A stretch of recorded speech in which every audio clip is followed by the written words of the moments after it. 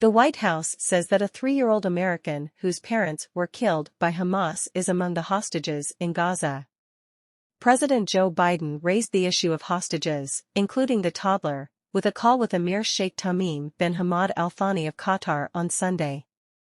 It comes as the White House says urgent efforts to free hostages taken after the October 7 attack by Hamas are continuing. The U.S. says there are 10 Americans still unaccounted for since the attack. According to a readout of the call between Mr. Biden and Sheikh Tamim released by the White House, the president condemned unequivocally the holding of hostages by Hamas, including many young children, one of whom is a 3-year-old American citizen toddler. Both leaders said all hostages must be released without further delay. Qatar was instrumental in efforts to release 2 U.S. hostages who were abducted by Hamas's deadly raid on Israel last month and has been central to continuing efforts. Mother and daughter Judith and Natalie Ronan, of Chicago, were released in late October, 2 of 4 hostages who have been freed. A 5th was rescued by Israeli forces. Israel Defense Forces have previously said the hostages include 20 children and between 10 and 20 people over the age of 60.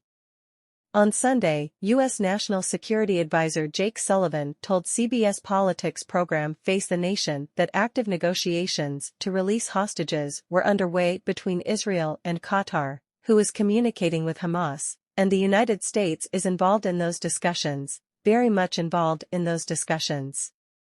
We are actively working to ensure the safe return of every American being held hostage and every other person being held hostage by Hamas, he said. President Biden's top Mideast advisor Brett McGurk is traveling to Israel and other countries in the region, including Saudi Arabia and Qatar, this week to work on the release of U.S. hostages.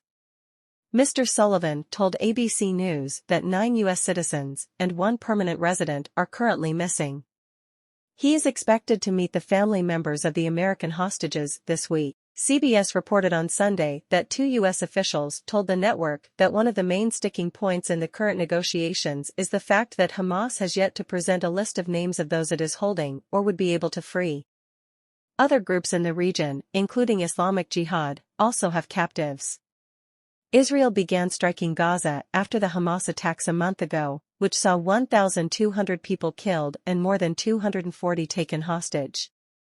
The Hamas-run health ministry says more than 11,000 people have been killed in Gaza, since of whom more than 4,500 were children. Mr. Biden and Sheikh Tamim also discussed the need to protect civilians and the delivery of humanitarian assistance to the territory.